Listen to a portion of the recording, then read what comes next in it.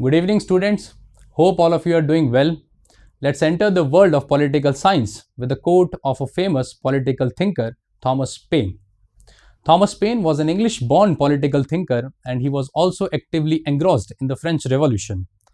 Thomas Paine quoted that when a man give up or yield up privilege of thinking, the last shadow of the liberty quits the horizon.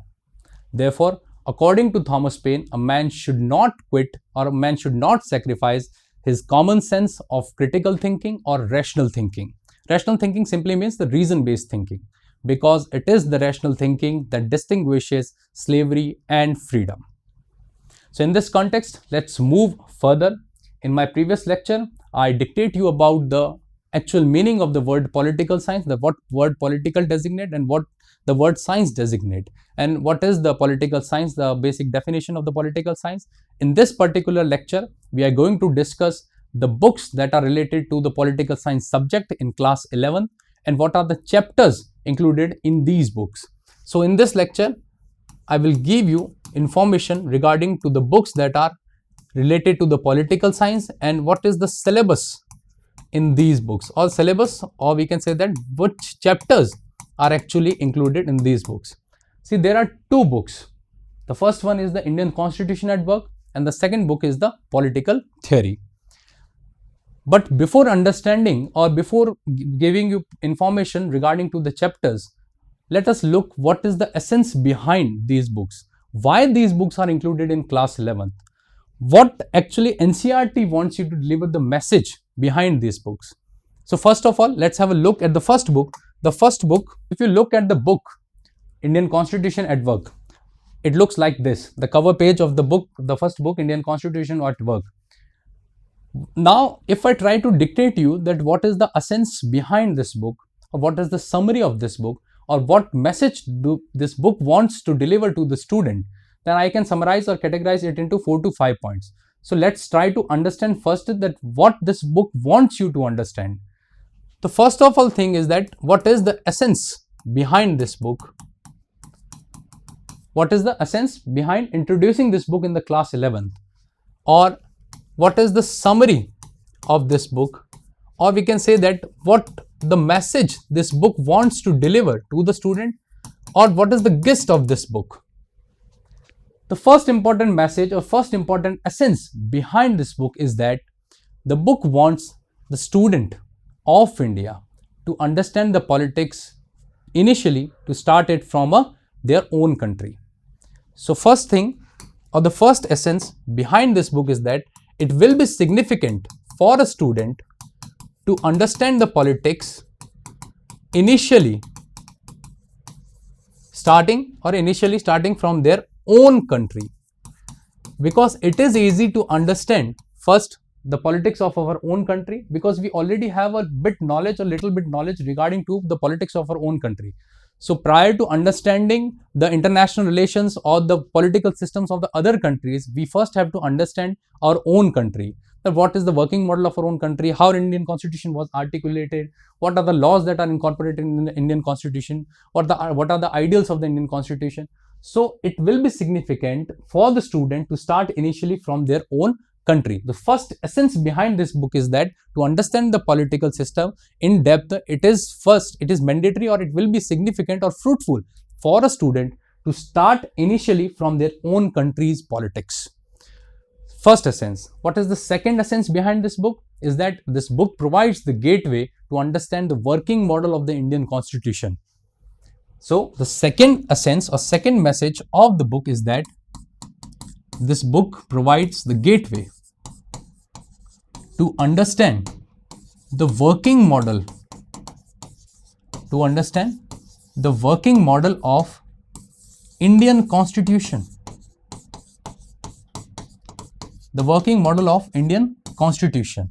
The second message is that this book will provide you the gateway to understand the working model of the Indian Constitution. That what was the Indian Constitution, how it was articulated, and after the articulation and implementation, what are the ground realities after the implementation? Are the laws working according to the plan, or it has a subtle difference at the ground level? So second thing behind the summary or the essence of this book is that this book provides the gateway to understand the working model of the Indian Constitution. The third thing is that this book provides a contrasting image between the original idea of the Constitution, or we can say that the substantial idea of the Constitution, and when Constitution is implemented, how it is working in reality or how it is working in practicality. Is it working in accordance to the substantial ideas or not? So the third thing behind or the message or essence of the book is that this will provide us a contrasting image. This will provide us a contrasting image. Contrasting image of what? Or it will provide us a contrasting picture of the substantial ideas, or we can say that original ideas. What original ideas? That how the Constitution was actually articulated, what are the different laws and ideas incorporated in the Constitution, and the second thing is that when we implement the Constitution in practical or in practice or in reality, what consequences come out from this? What consequences come out from this? Try to understand that. It gives the contrasting image between these two. The first thing is that the substantial or the original ideas of the Constitution, and the second thing, when we implement these ideas on the ground level or in practicality, what actually consequences comes out? Are the consequences were in accordance to that ideas or they are different? We will understand these all things one by one in all of the chapters. That what were the original ideas and what consequences are actually coming out from these ideas. And with this as well, with this consequences, we will also understand in practicality that how it is shaping our society and politics. The second thing in practicality, we will look at how actually the laws which are incorporated in the Constitution is shaping our society and our political institution or our politics. So this is the third essence behind the book, or this is the third summary, or this is the third message this book wants to deliver to the student. The first is the significantly it will be significant for us to understand the politics of our own country first. Second thing is that it provides us the gateway to understand the working model of the Indian Constitution.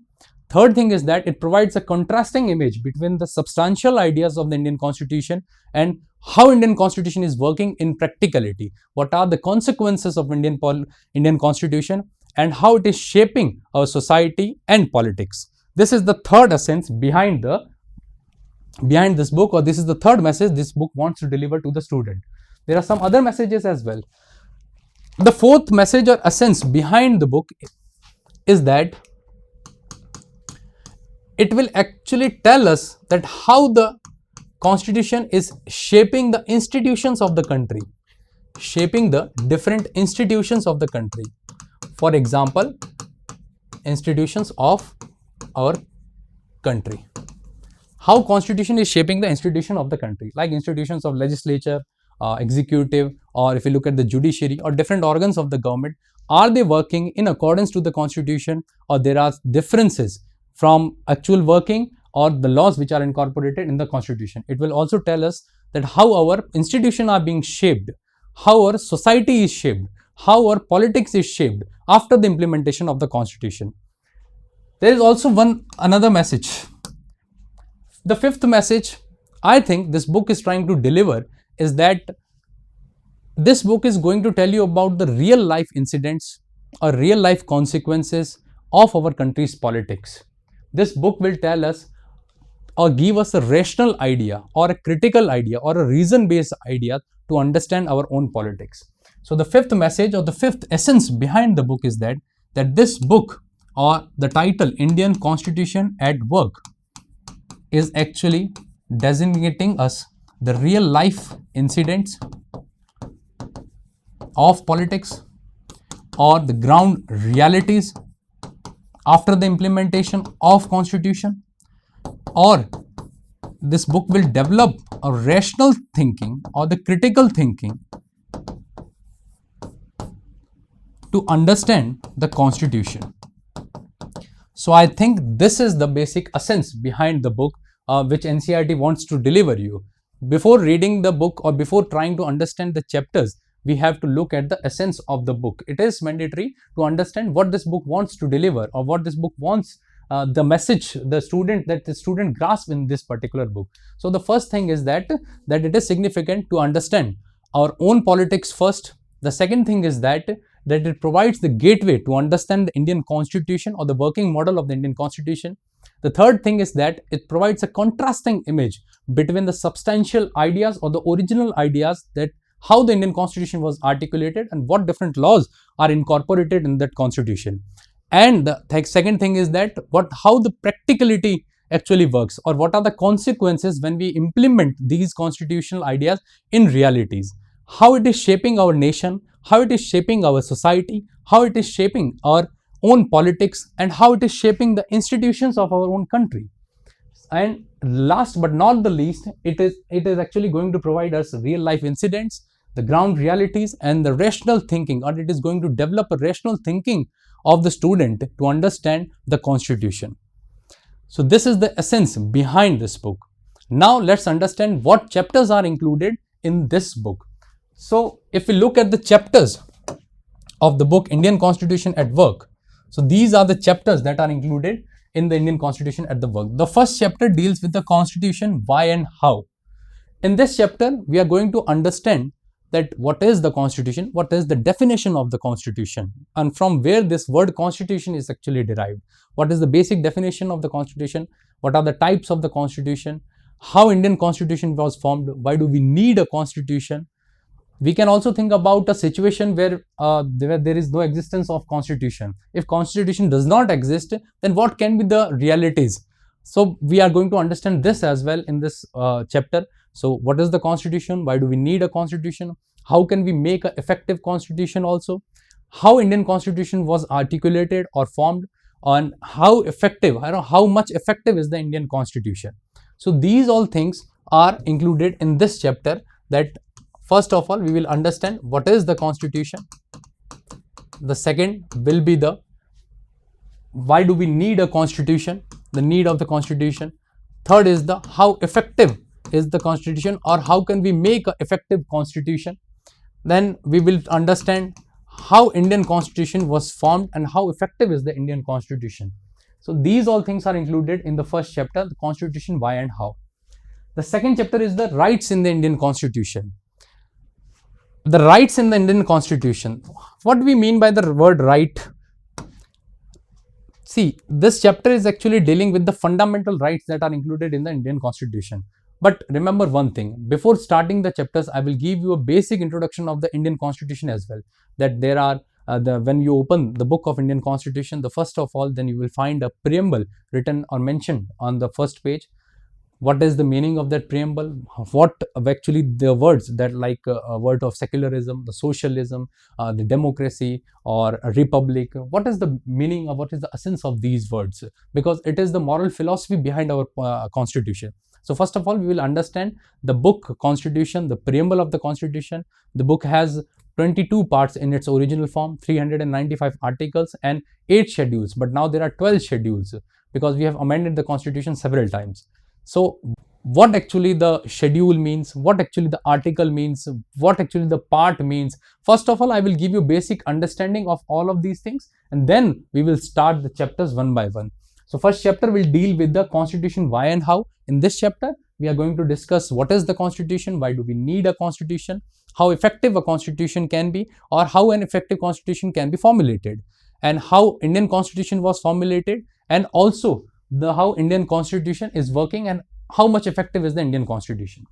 The second chapter is the rights, the third part of the Indian Constitution, fundamental rights, which deals with the rights. What fundamental rights are included? First of all, we will understand what are the rights, why do we need rights, and then we will understand what are the different fundamental rights that are incorporated in the Indian Constitution. There are 6 fundamental rights basically, if I talk about, from Article 14 to Article 32 that are included in the Indian Constitution book. We will understand these articles, these fundamental rights with current affairs as well. Current affairs or the current events or some cases, because it will, when we relate the fundamental rights or the articles with the cases, then it will be easy for us to understand with the ground realities as well. that how fundamental rights are actually working in India. If they are violated, then where we have to go. All of these basic understandings about the fundamental rights are provided in the second chapter. This chapter also deals with the fundamental duties of Indian Constitution. Originally, the fundamental duties were not incorporated in the Indian Constitution. It was incorporated later by the government of Indira Gandhi in 1976. So, what are the rights? What are the duties? And this chapter also deals with the part 4 of the Indian Constitution, directive principles of the state policies. Now, what do we mean by directive principles of the state policies, and what are the different policies, or what are the different directives that are mentioned in the Indian Constitution? We will deal with this as well. The second chapter will deal with the rights. The third chapter is the election and representation. Our country is presently going through the election system, or election is like a festival for a democracy. So in this particular lecture, we will understand what is the election first, then how many types of elections are there, prevalent types of elections, which type of election is followed by India. There is two types of election generally. The first one is the FPTP, first past the post, and second is the proportional representation. So what is the difference between FPTP and proportional representation? Why India adopted the FPTP system? How FPTP or the first past the post system works? All of this we are going to understand in this third chapter. And what are the drawbacks of Indian elections as well? We are going to understand about that also. The Election Commission of India, how it was formed, how it works, how the chief election commissioner is appointed, what is the tenure of chief election commissioner, what are the powers that election commission have. All of these things we are going to understand in the chapter 3rd, the election and representation. The 4th chapter is the executive organ of the government. So as we know that basic understanding that a government has 3 organs. The first is the executive, the second is the legislature, and the third is the judiciary. The 4th chapter will deal with the executive part, which the part of executive, or if we define the executive, that the body of officials or the organ of the government which actually implement the laws. In this chapter, we are going to understand about the executive, types of executive, which type of executive exist in India, then what are the various posts that collectively forms the Indian executive, like the president, the prime minister, the councils of ministers, the vice president, the permanent bureaucracy. All of these are the part of the executive, how they used to work. First thing, in the chapter 5th, we will deal with the legislature organ of the government. Legislature simply means that organ of the government which formulate laws for the country. So if you look at the Indian government, the parliament is playing the role of legislature in our country, because Parliament is formulating the laws for the entire country. And Parliament consists of 2 houses, the Lok Sabha and the Rajya Sabha, or the House of Representatives, and the Council of States. How they used to work, the different sessions, how a bill is passed, amended, or how constitution amendments are done in the Parliament. All of these things are provided in the chapter 5. So these are the chapter 5. 5 chapters, first, second, third, fourth, and fifth. So in this lecture, I discuss you about the essence of the book, and second thing is that the syllabus of the book, the 5 chapters. In my next lecture, I will discuss the 6th, 7th, 8th, 9th, and 10th. There are total 10 chapters included in this book. So in next lecture, I will discuss about the 6th, 7th, 8th, 9th, and 10th chapter. And thereafter, I will discuss about the book political theory. And what is the political theory? What do we mean by the political theory? What ideas are in the political theories? And what is the relation between these 2 books, the political science or the Indian Constitution at the work, and the political theory? There is also a relation between these 2. So we will understand in the ensuing lectures. So thank you. Take care.